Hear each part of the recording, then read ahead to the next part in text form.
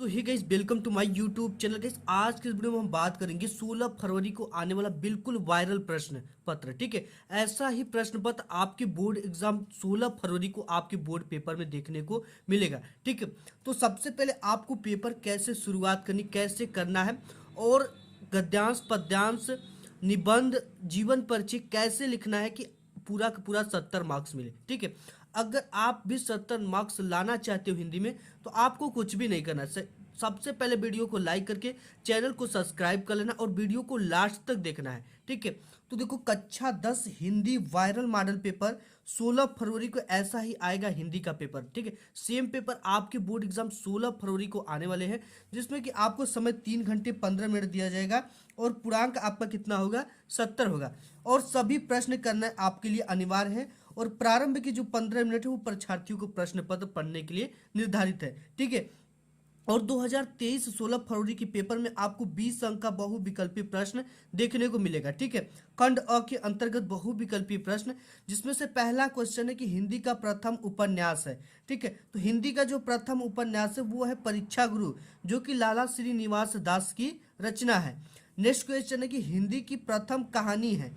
दीर्घ का कफन, ममता, इंदुमती, इनमें से कोई नहीं। ठीक है, तो हिंदी का जो प्रथम कहानी है वो है इंदुमती। नेक्स्ट क्वेश्चन है, निम्न में से कौन सी शुक्ल युग की पत्रिका है? हंस पत्रिका की, चांद पत्रिका की, विशाल भारत की, छाया। ठीक है, तो शुक्ल युग की जो पत्रिका है वो है आपकी हंस पत्रिका, जो है इसमें से शुक्ल युग की पत्रिका है। ठीक है, तो यहाँ पे नेक्स्ट जो क्वेश्चन है वो है एकांकी सम्राट कहा जाता है। तो राम कुमार वर्मा को एकांकी सम्राट कहा जाता है। ठीक है, तो ऑप्शन नंबर ए आपका करेक्ट हो जाएगा। इसके बाद पांचवा क्वेश्चन है, नागरी प्रचारिणी सभा के संस्थापक थे। ठीक है, देखो, नागरी प्रचारिणी सभा के संस्थापक थे जो श्याम सुंदर दास थे। ठीक है, श्याम सुंदर दास थे और इसका प्रकाशन रामचंद्र शुक्ल ने किया था, लेकिन इसके जो सभा के संस्थापक थे वो श्याम सुंदर दास जी थे। ठीक है, और नेक्स्ट है कि आनंद कादम्बिनी के संपादक थे। तो आनंद कादम्बिनी के संपादक आपकी ये बद्री नारायण चौधरी प्रेम घन जी है। नेक्स्ट क्वेश्चन देख लेते हैं। नेक्स्ट आपका क्वेश्चन है कि सरस्वती पत्रिका के संपादक है। ठीक है, तो सरस्वती पत्रिका के संपादक आपके महावीर प्रसाद द्विवेदी जी हैं। नेक्स्ट क्वेश्चन है 8वां नंबर की, निम्नलिखित कथन से कोई एक कथन से उसे पहचान कर लिखिए। दीर्घ ध्रुव स्वामी नाटक के लेखक डॉक्टर राम कुमार वर्मा है? नहीं। क्या बोलूं क्या याद करूं उपन्यास विदा की रचना? नहीं। गोदान के लेखक मुंशी प्रेमचंद है? ये सही है। ठीक है, तो ऑप्शन नंबर ग वाला आपका क्या हो जाएगा, करेक्ट हो जाएगा। फिर इसके बाद 9वां क्वेश्चन है, शोक विकल सब रोही रानी रूप राशि बल तेज बखानी, इसमें से कौन सा रस है? ठीक है, तो यहाँ सबसे पहले शोक दे ही दिया है। शोक आप जानते हो किस रस का हास स्थायी भाव होता है, करुण रस का। ठीक है, तो इसमें रस जो होगा वो करुण रस होगा। फिर नेक्स्ट है कि जो सुमिरत सीधी हुई गणनायक करीवर बदन के दोनों चरणों में कितनी मात्राएं हैं? ठीक है, देखो यहाँ पे मात्राएं जो होती है इसमें 24 मात्राएं। ठीक है, ये जो मात्रा है अगर आपको गणना करना है तो यहाँ पे ओ की मात्रा, तो इसके लिए 2 इस तरह से यस लिखा जाता है, जिसका मतलब होता है 2, इसके लिए 1, इसके लिए 1, इसके लिए 1, इसके लिए 1। और ये देखो, इसके लिए जो इधर की मात्रा है तो इसके लिए 1। ठीक है, इसके लिए भी 1 और इसके लिए भी आपका ओ की मात्रा है तो इसके लिए 2 होता है। ठीक है, और इसके लिए 1 होगा, इसके लिए भी 1 1 और आ की मात्रा के लिए 2 और यहाँ पे 1 1। ठीक है, और इसकी में 1 1 1 1 1 1 1। अब इसको गिन लीजिए आप, 1 2 3 4 5 6 7 8 9 10 11 12 13 14 15 16 17 18 19 20 21 22 23 24। ठीक है, तो इसमें कितनी मात्राएं हैं? 24 मात्राएं हैं। नेक्स्ट क्वेश्चन देख लेते हैं, चरण कमल बंदो हरिराई में किस अलंकार की अभिव्यक्ति हुई है? तो आप जानते हो कि चरण कमल बंदो हरिराई क्या है, ये भेद रहित आरोप है, तो ये रूपक अलंकार आपका हो जाएगा। ठीक है, नेक्स्ट क्वेश्चन है कि त्रिफला का समास विग्रह है। ठीक है, समास विग्रह है 3 फलों का समूह, त्रि यानी 3, फला यानी फल का समूह। ठीक है, नेक्स्ट क्वेश्चन 13 नंबर देख लेते हैं, कपड़ा का तत्सम रूप है। तत्सम रूप मतलब होता है शुद्ध रूप है इसका, तो इस कपड़ा का तत्सम रूप है करपट। ठीक है, क्या है? करपट। नेक्स्ट क्वेश्चन देख लेते हैं 14 नंबर। नेक्स्ट क्वेश्चन है, अग्नि का पर्यायवाची है। ठीक है, अनल है कि पावक है कि आग है कि उक्त सभी है? देखो, अग्नि का जो होता है ना, अनल, आग, पावक, कृष्णाम, ये सभी होते हैं, तो ये सभी हो जाएगा इसमें से। नेक्स्ट है 15 नंबर की पेड़ तरु धूम्र आदि कहलाते हैं। तो ये जो है एक दूसरे के क्या है, पर्यायवाची है। पेड़ को ही तरु कहा जाता है, धूम्र कहा जाता है। इसके बाद मध्वरी में कौन सी संधि है? ठीक है, तो मध्वरी जो है आपका, इसमें जो संधि होगा वो अयादि संधि है। कौन सी संधि आपकी? अयादि संधि है। नेक्स्ट है आपका कि तथैव में संधि विग्रह है। तथैव में संधि विग्रह है, तो देखो तथैव का मतलब तथा धन एव। ठीक है, तो ये आपका संधि हो जाएगा तथा धन एव। नेक्स्ट है कि फलेसु किस विभक्ति वो वचन का रूप है? तो ये सप्तमी विभक्ति बहुवचन है। ठीक है, सप्तमी विभक्ति बहुवचन। इसके बाद 19वां है पठतु किस लकार का रूप है? तो ये लोट लकार का रूप है, सिंपली आप जानते होंगे। इसके बाद नेक्स्ट है कि द्रच्छति किस लकार पुरुष वचन का रूप है? तो देखो द्रच्छति जो है ये आपका लिट लकार प्रथम पुरुष एक वचन। ठीक है, पहला करेक्ट हो जाएगा। नेक्स्ट देख लेते हैं। नेक्स्ट क्वेश्चन आपका है इसमें पहला कि निम्नलिखित गद्यांश पर आधारित 3 प्रश्नों का उत्तर दीजिए। ठीक है, आपको एक गद्यांश देता और इस पर आधारित 3 प्रश्न होते हैं जिनके आपको उत्तर देना पड़ते हैं। ठीक है, तो देखो कौन सा गद्यांश है दे रखा है। उपयुक्त गद्यांश का संदर्भ लिखे। ठीक है, संदर्भ लिखने के लिए आपको कुछ नहीं करना होता है, ये लिखना होता है कि ये किस पाठ से लिया गया और इसके लेखक कौन है। ठीक है, तो कैसे लिखना है हम सब कुछ डिटेल्स बताएंगे। और दूसरा क्वेश्चन है कि गद्यांश की रेखांकित अंश की व्याख्या कीजिए। और तीसरा है एक क्वेश्चन पूछता है कि मित्र का कर्तव्य कैसा होना चाहिए, जो कि इसी रिलेटेड से होता है। ठीक है, तो सबसे पहले हमें क्या लिखना है? उपयुक्त गद्यांश का संदर्भ लिखना है। संदर्भ लिखने से पहले आपको एक काम करना होता है कि आपको ये जो गद्यांश दिया होता है इसके शुरुआती 2 शब्द लेकर, शुरुआत के 2 शब्द लेकर और अंत के 2 शब्द लेकर हमें क्या कर देना है, एक हिंट्स देना है एग्जामिनर को कि इसमें से 2 ठो दिया है तो हमने कौन सा किया है। ठीक है, तो एक हिंट्स हम यहाँ पे दे देते हैं। जैसे यहाँ पे आपको क्या लिखना पड़ेगा, गद्यांश, ये हम गद्यांश सॉल्व करें तो गद्य आपको यहाँ पे छोटा सा गद्य लिखना है प्रश्नोत्तर संख्या 1 के क का उत्तर डालकर। तो यहाँ पे हमने गद्य डाल दिया। गद्य डालने के बाद यहाँ पे मित्र का, ठीक है, तो हम यहाँ पे डाल देते हैं मित्र का। इस तरह से आपको डालना है जैसे मैं डाल रहा हूँ, मित्र का। ठीक है, इसके बाद आपको क्या करना है, इस तरह से डैश डैश डैश करना है। और लास्ट के 2 शब्द यहाँ पे जैसे दे रखा है धोखा न होगा। ठीक है, तो यहाँ पे लिख देना धोखा न होगा। ठीक है, ये हो गया। अब इसके बाद हमें क्या लिखना है, इसका संदर्भ लिखना है। तो यहाँ पे हमें हेडिंग क्या डालनी है, संदर्भ। ये डाल दिया हमने, क्या हेडिंग, संदर्भ। ठीक है, अब देखो संदर्भ हमें कैसे लिखना है। संदर्भ लिखने के लिए सबसे पहले हमें क्या लिखना पड़ेगा, हमने बताया कि ये किस पाठ से लिया गया और इसके लेखक कौन है। ठीक है, तो हमें यहाँ पे लिखना है प्रस्तुत गद्यांश हमारी पाठ्य पुस्तक, ये पाठ्य पुस्तक। ठीक है, और ये पाठ्य पुस्तक हिंदी से लिया गया, तो यहाँ पे हमें ब्लैक पेन से क्या लिखना है, इस तरह से हिंदी। अब इसे हिंदी लिखने के बाद इन्वर्टेड कॉमा में लिख देना है हिंदी, हिंदी के गद्य खंड में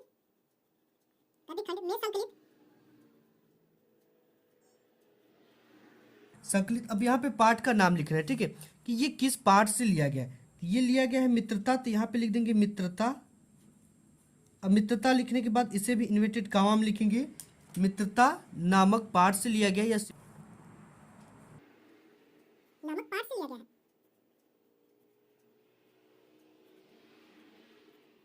जी, अब इसके बाद लिखा इसके लेखक, इसके लेखक कौन है, आचार्य रामचंद्र शुक्ल है। तो इन्हें भी ब्लैक पेन से लिखना है, आचार्य रामचंद्र शुक्ल, शुक्ल जी है। ठीक है, तो इस तरह से आपने क्या लिख लिया, इसका संदर्भ लिख लिया। इसी तरह से आपको बोर्ड एग्जाम में लिखना है। इसके बाद रेखांकित अंश की व्याख्या करने के लिए दे देता है कि गद्यांश के रेखांकित अंश की व्याख्या कीजिए। अब व्याख्या किसकी करनी, जिस जहां से ये इसके नीचे रेखा खींचा गया है जिन शब्दों को, वो उसकी ही व्याख्या करना है। तो यहाँ से खींच के यहाँ से लेकर यहाँ तक के शब्दों का आपको अपने शब्दों में व्याख्या करना होता है। तो आपको क्या डालना है, हेडिंग रेखांकित अंश की व्याख्या। ठीक है, तो यहाँ पे हमने हेडिंग डाल दिया रेखांकित अंश की व्याख्या। इसके बाद है कि प्रस्तुत पंक्ति में लेखक कहता है। ठीक है, अगर यही पद्यांश होता तो हम लिखते कि प्रस्तुत पंक्ति में कवि कहता है, लेकिन यहाँ पे क्या है, गद्यांश से तो हम लिखेंगे कि प्रस्तुत पंक्ति में लेखक कहता है कि एक सच्चा मित्र अपने मित्र की अच्छे से महान कार्यों को करने में इस प्रकार सहायता करता है कि वह साहस और दृढ़ संकल्प के बल पर अपने सामर्थ्य से भी अधिक कार्य कर जाता है। किंतु ऐसा मित्र सरलता से नहीं मिलता है। ऐसा कार्य वह व्यक्ति करता है जिसका मन शक्तिशाली हो और स्वभाव दृढ़ निश्चयी हो। ठीक है, तो इसका हमने व्याख्या कर दिया।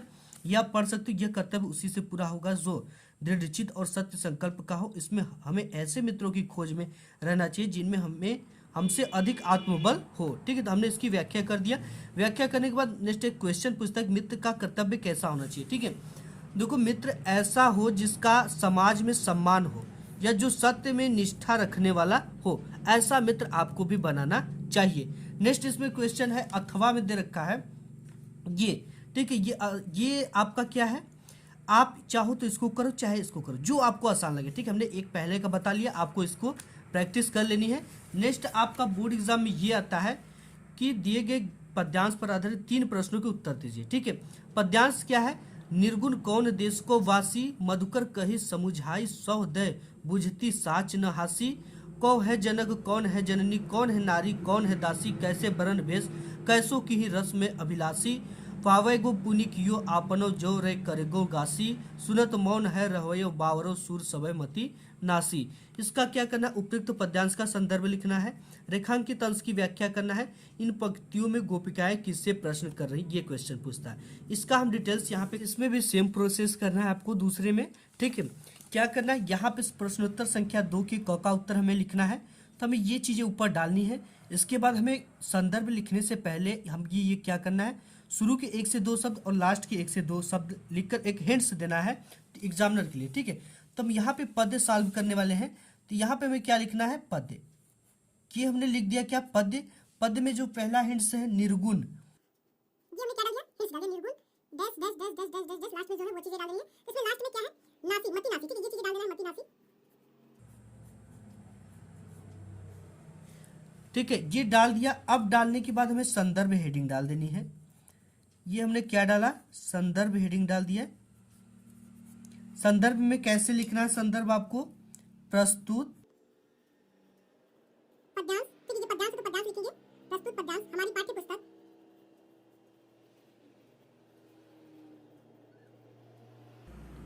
ठीक है, प्रस्तुत पद्यांश हमारी पाठ्य पुस्तक। अब हिंदी लिखना है, हिंदी से है तो हिंदी लिख देना है यहाँ पे, हिंदी के काव्य खंड में संकलित, काव्य खंड में संकलित,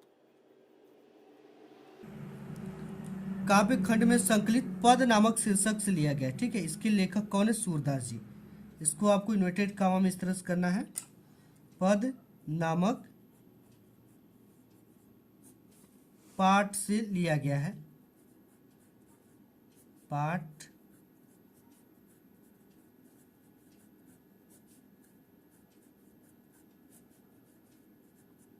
ये हो गया। अब देखो इस आपको इसको लिखना है कि इस पद्यांश के रचयिता, ठीक है, या इस पाठ के रचयिता, पाठ की रचयिता सूरदास जी हैं, तो लिख देना है सूरदास जी हैं।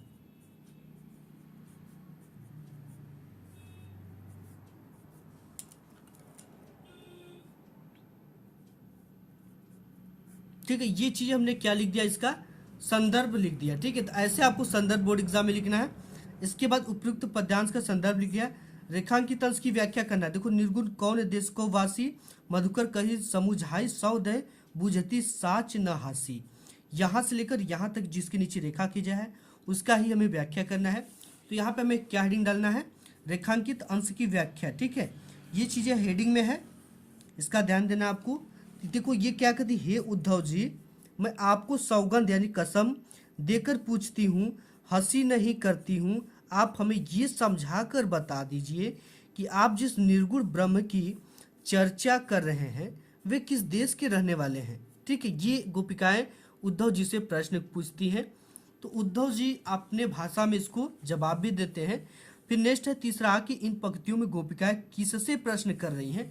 तो देखो, जो गोपिकाएं हुए वो किससे प्रश्न कर रही हैं, गोपिकाएं उद्धव से प्रश्न कर रही हैं। ठीक है, तो ये उत्तर लिखना है। नेक्स्ट इसमें जो चीजें आ जाती, ये आ गया, पुरते निकसी रघुवीर बधु धरी धीर दिए मग में डग दवे। ठीक है, आप इसको भी सॉल्व कर सकते हो। नेक्स्ट देख लेते हैं। इसमें नेक्स्ट जो चीज़ें आती है, दिए गए संस्कृत गद्यांश में से किसी एक का संदर्भ सहित हिंदी में अनुवाद कीजिए। ठीक है, दोनों इंपॉर्टेंट है और ये बोर्ड एग्जाम में आते हैं। ठीक है, इसका मैं आपको करके बता देता हूँ कैसे करना है एक एक चीज़ें। इसका भी हमें सबसे पहले क्या लिखना है, संदर्भ लिखना है। तो हमें हेडिंग क्या डालनी है यहाँ ऊपर, संदर्भ। ठीक है, तो यहाँ पे डाल देंगे संदर्भ। डालने के बाद इसका संदर्भ आपको कैसे लिखना है, प्रस्तुत संस्कृत खंड, ठीक है, इस तरह से आपको लिखना है, प्रस्तुत संस्कृत गद्यांश, गद्यांश हमारी पाठ्य पुस्तक, हमारी पाठ्य पुस्तक। ठीक है, पाठ्य पुस्तक यहाँ पे लिख देना है।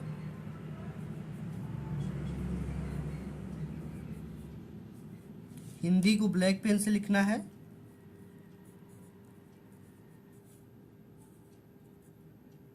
हिंदी के संस्कृत खंड, खंड में संकलित,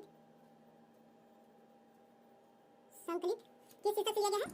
ये भारतीय संस्कृति पाठ से लिया गया। ठीक है, किस पाठ से, भारतीय संस्कृति पाठ से लिया गया है।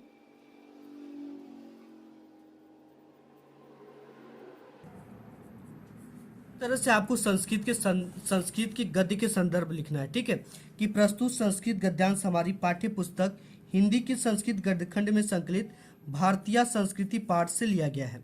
ये चीजें आपने लिख दिया। ठीक है, अब इसका हिंदी में अनुवाद करना है। आप इसको विधिवत पढ़ लीजिए, पढ़ने के बाद ही अनुवाद कीजिए। ठीक है, ऐसा कर्म विराम संस्कृति। ठीक है, तो इसका देखो हमने यहाँ पे हिंदी में अनुवाद कर रखा है। यह कर्म में संलग्न रहने वालों की संस्कृति है। मतलब कि भारत के लोग अपने कर्म में क्या रहते हैं, संलग्न रहते हैं। और यहाँ पे है कि कुरुक्षेत्रम कर्माणि जिजी विच्छेदम समा इति अस्या उद्घोष। तो ये है कि यहाँ कर्म करते हुए 100 वर्ष तक जीने की इच्छा करे, यह इसकी घोषणा है। इसके बाद है पूर्वकर्म तदनंतरम फलम इति अस्माक संस्कृति नियम। ठीक है, पहले आप कर्म करो। ठीक, यहाँ पे पहले कर्म बाद में फल, यह हमारी संस्कृति का नियम है। ठीक है, इसके बाद है इसमें क्या है, ये इदानी यदा वयम राष्ट्रस्य नवनिर्माणम संलग्ना स्वम निरंतरम कर्मकरणम अस्माकं मुख्य कर्तव्यम। ठीक है, तो देखो इस समय जब हम लोग राष्ट्र के निर्माण में लगे हुए हैं तो निरंतर काम करना ही प्रधान कर्तव्य है। इसके बाद नेक्स्ट है ये निजस्य सर्मस्य फलम भोग्यम ननस्य सर्मस्य शोषणम सर्वथा वर्जनीयम। तो यहाँ पे क्या क्या, अपने परिश्रम का फल भोगने योग्य हो, दूसरे के श्रम का शोषण त्यागने योग्य है। फिर इसके बाद है नेक्स्ट कि यदि वयम विपरीतम आचराम तदा न वयम सत्यम भारतीय संस्कृति उपासका। ठीक है, यदि हम विपरीत आचरण करते हैं तो हम भारतीय संस्कृति के सच्चे उपासक नहीं हो सकते हैं। इसके बाद नेक्स्ट है कि यहाँ पे अस्मांग ये आचार विचार अस्मांग संस्कृति लक्षिता भवेत। ठीक है, वयम तदेव यथार्थ भारतीय यदा अस्माक आचरे विचारे स अस्माक संस्कृति लक्षिता। यह है कि हम तभी वास्तविक रूप से भारतीय हैं जब हमारे आचार विचार हमारे संस्कृति में दिखाई पड़े। ठीक है, इसके बाद है कि अभिलाषा वयम यत् विश्वस्य अभ्युदयाय भारतीय संस्कृति एक दिवस संदेश लोक सर्वत्र प्रसृत।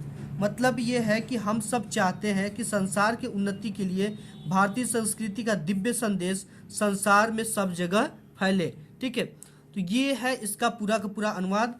ये इम्पोर्टेंट है, इसके बाद ये भी इम्पोर्टेंट है, तो इसको भी आप कर लेना। इसके बाद चौथा क्वेश्चन आता है, ये आपका आ जाता है इसमें से पद्यांश। ठीक है, 2 ठो दे रखा है, सर्वे भवन्तु सुखिनः सर्वे सन्तु निरामयी सर्वे भद्राणि पश्यन्तु माँ कश्चित् दुर्भाग्।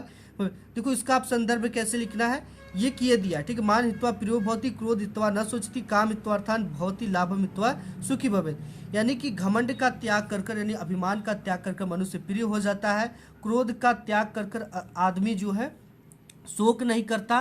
काम हित्वार्थान भवति, काम वासना का आदमी त्याग कर कर बलवान हो जाता है और लाभ का त्याग कर कर इंसान सुखी हो जाता है। ये इसका है और सबसे पहले हम इसका करेंगे क्योंकि ये काफ़ी इंपॉर्टेंट है। इसका तो मैंने आपको जो कल बताया था उसमें किया था, ठीक है।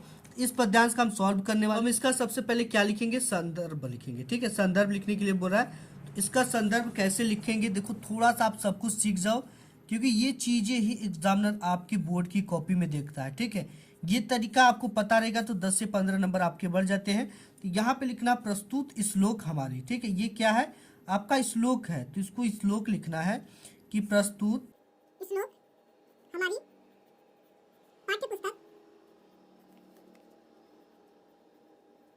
पाठ्य पुस्तक, ठीक है। हिंदी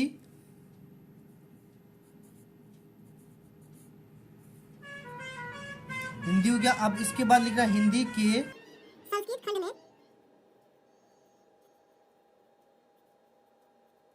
संकलित में संकलित। आपको ये भी आपका भारतीय संस्कृति से लिया गया है, इसको भी क्या लिखना है, भारतीय संस्कृति, ठीक है, नामक पाठ से लिया गया है।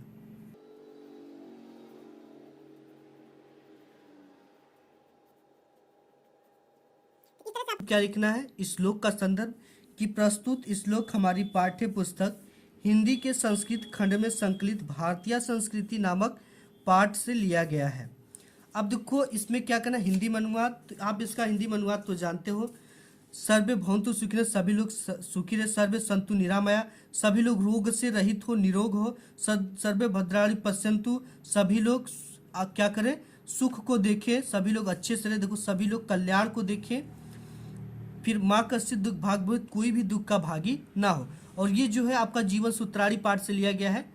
तो ये चीज़ें हमने पूरा कर लिया। पूरा करने के बाद यहाँ पे आता है कि अपने पठित खंड काव्य के आधार पर निम्नलिखित प्रश्नों में से किसी एक का उत्तर दीजिए, ठीक है। ये आपके जिला वाइज होते हैं, आप अपने जिला का नाम कमेंट बॉक्स में जरूर बताइएगा। ये मैं बता दूंगा कि आपके जिले में क्या आएगा और कौन सा पढ़ना है आपको, ठीक है। यहाँ है, इसके बाद नेक्स्ट जो है देख लेते हैं, यहाँ है तक है, ठीक है। इसके बाद यहाँ पे छठा क्वेश्चन आ जाता है कि दिए गए लेखकों में से किसी एक का जीवन परिचय लिखते हुए उनकी एक प्रमुख रचना का उल्लेख कीजिए, ठीक है। भगवत शरण उपाध्याय, जयशंकर प्रसाद, डॉक्टर राजेंद्र प्रसाद। तो सबसे मोस्ट इंपॉर्टेंट जो है इसमें जयशंकर प्रसाद जी हैं, ये आपके बोर्ड एग्जाम में आ रहे हैं। इन्हीं को देखते हैं कि कैसे इनका जीवन परिचय लिखना है। यहाँ पे आपके बोर्ड की कॉपी इस तरह से लेना है, ऊपर से एक लाइन छोड़कर प्रश्नोत्तर संख्या 6 का क डाल देना है, अंडरलाइनिंग कर देना है, और जिसका लिख रहे हो, जितने नंबर का लिख रहे हो दूसरे नंबर का, तो यहाँ पे डाल देना है जयशंकर प्रसाद जिसका है वो उस टाइटल होना चाहिए, ठीक है। और जीवन परिचय लिखना है आपको इस तरह से डाल देना, और यहाँ पे एक बॉक्स बनाकर इनकी संक्षिप्त परिचय लिख देना है। और यहाँ पे एक चीज का ध्यान देना है कि जयशंकर प्रसाद का जन्म काशी के प्रतिष्ठित वैश्य परिवार में सन 1889 ईस्वी में हुआ था। इसे ब्लैक पेन से लिखना है। 89-90 इनके में थोड़ा सा कंफ्यूजन रहता है। में हुआ था। इनके पिता का नाम देवी प्रसाद तथा माता का नाम मुन्नी देवी है, ठीक है। इनके पिता माता के नाम को ब्लैक पेन से लिखना है, और इनके कुछ उपलब्धियों को जिन्होंने अपने हिंदी, संस्कृत, उर्दू, फारसी भाषा के गहन अध्ययन किया था उसको ब्लैक से लिखना है, ठीक है। और इसके बाद इनकी मृत्यु को ब्लैक पेन से लिखना है, और रचनाएं कामयानी, लहर, तितली इत्यादि इनको ब्लैक पेन से लिखना है। इस तरह से आपको जीवन परिचय लिखना है, ठीक है। देवी मुन्नी देवी था। बचपन में माता पिता की मृत्यु हो जाने के कारण जयशंकर प्रसाद की प्रारंभिक शिक्षा घर पर ही हुई। घर पर ही इन्होंने हिंदी, संस्कृत, उर्दू, फारसी भाषा का गहन अध्ययन किया। इनका बचपन तो सुख में बीता, किंतु बाद में इनको अत्यधिक कठिनाइयों का सामना करना पड़ा। इनका जीवन बड़ा ही संघर्षशील था। अल्पावस्था में क्षय रोग से ग्रस्त होकर सन 1937 ईस्वी में यह स्वर्ग सिधार गए। इनकी रचनाएं कामयानी, लहर, तितली इत्यादि है, ठीक है। ये हो गया। अब इसके बाद इसमें भी देता है आपका कि सूरदास रामनरेश त्रिपाठी रसकांड, ठीक है। तो किसी एक का आपको लिखना है, ठीक है। आप अगर इसमें से सूरदास जी का चाहिए, इंपॉर्टेंट है, तो आप कमेंट में कर दीजिएगा, मैं आपको बता दूंगा विधिवत अच्छी तरीके से कैसे आपको 5 नंबर लाना है, ठीक है। क्योंकि 3 नंबर जीवन परिचय लिखने का और 2 नंबर इनकी किन्हीं एक रचनाओं का उल्लेख करने के लिए आता है। इसके बाद 7वां क्वेश्चन आता है कि अपनी पाठ्य पुस्तक से कंठस्थ कोई एक श्लोक लिखिए जो इस प्रश्न पत्र में ना आया हो, ठीक है। काफी इंपॉर्टेंट है। तो देखो इसको कौन से 2 श्लोक मैं आपको बता रहा हूँ, बिल्कुल इजी और आसान श्लोक है। इससे आप तैयार कर लो। यही एक ठो आएगा, एक ठो आपको लिखना पड़ेगा। ये 2 को आप तैयार कर लो, ठीक है। एक तो पहला सर्वे भवन्तु सुखिनः, सर्वे सन्तु निरामया, सर्वे भद्राणि पश्यन्तु मा कश्चित् दुर्भाग् भवेत्, ठीक है। एक तो ये तैयार कर लो। अब्दो दुरागामी च साक्षरो न च पंडिता, अमुक स्फुट वक्ता चयु जनाति स पंडिता। ये 2 ठो तैयार कर लो, 1 ठो आ जाएगा पेपर में तो एक आप लिख सकते हो, अगर ये आ गया तो इसको लिख सकते हो। ठीक है, नेक्स्ट देख लेते हैं इसमें और क्या है। नेक्स्ट इसमें है कि ये कि 8वां, निम्नलिखित में से किन्हीं 2 प्रश्नों का उत्तर संस्कृत में दीजिए जिसके लिए 2+2 नंबर आपको मिलेंगे। ठीक है, तो इसमें दे रखा चंद्रशेखर ये वाराणस्याम कति विश्वविद्यालय संति, तो वाराणस्याम त्रय विश्वविद्यालय संति, यहाँ पे ये लिखना वाराणस्या त्रय विश्वविद्यालय संति। ठीक है, और इसके बाद ये है कि चंद्रशेखर कथम बंदीकृत, तो यहाँ पे है कि सह आंग्ला शासकीय, मतलब कि उनको अंग्रेज के शासनकाल में राजद्रोही घोषित कर दिया गया था, अतः बंदीकृत। ठीक है, सह आंग्ला शासकीय राजद्रोही घोषित अतः बंदीकृत। ठीक है, इसके बाद नेक्स्ट है कि पदेन बिना किम दूरम याति, तो पदेन बिना पत्रम दूरम याति, तो ये आपको लिखना है। एक क्वेश्चन आपको अपने से पढ़ लेना है। ठीक है, और इसके बाद है 9वां की निम्नलिखित में से किसी एक विषय पर निबंध लिखिए। विज्ञान की देन, राष्ट्रीय एकता, मेरा प्रिय कवि, विद्यार्थी जीवन। ठीक है, तो ये काफी इंपॉर्टेंट है। विज्ञान की जो देन है आज ही चैनल पे अपलोड हुआ है, आप उसे जाकर देख लेना। ठीक है, इसके साथ ही साथ और भी कुछ इंपॉर्टेंट जो निबंध जो आपके बोर्ड एग्जाम में आने वाले हैं, आपको ये स्क्रीनशॉट आप ले सकते हो। ठीक है, इनका मैं आपको दिखा दे रहा हूँ, इसको आपको इसी तरीके से लिखना है। नेक्स्ट जो पेज है इसमें और क्या है, आतंकवाद का अर्थ, ठीक, आतंकवाद का कारण, इसके बाद इसका जो निष्कर्ष निकलता है वो आपको लिखना है। ठीक है, आतंकवाद की समस्या निवारण, और लास्ट में आपको उपसंहार लिखना होता है, आपको इस तरह से लिखना है। ठीक है, इस तरह से आपको आतंकवाद पे निबंध और पर्यावरण प्रदूषण जो काफी इंपॉर्टेंट है, इस तरह से आपको पर्यावरण प्रदूषण भी लिखना है। नेक्स्ट जो है आपको ये पर्यावरण प्रदूषण के कारण, प्रदूषण के रोकने के उपाय, उपसंहार। ठीक है, इस तरह से आपको लिखा जाएगा बोर्ड एग्जाम में। तो आज के इस वीडियो में बस इतना ही, मिलूंगा एक नेक्स्ट वीडियो में, तब तक के लिए धन्यवाद।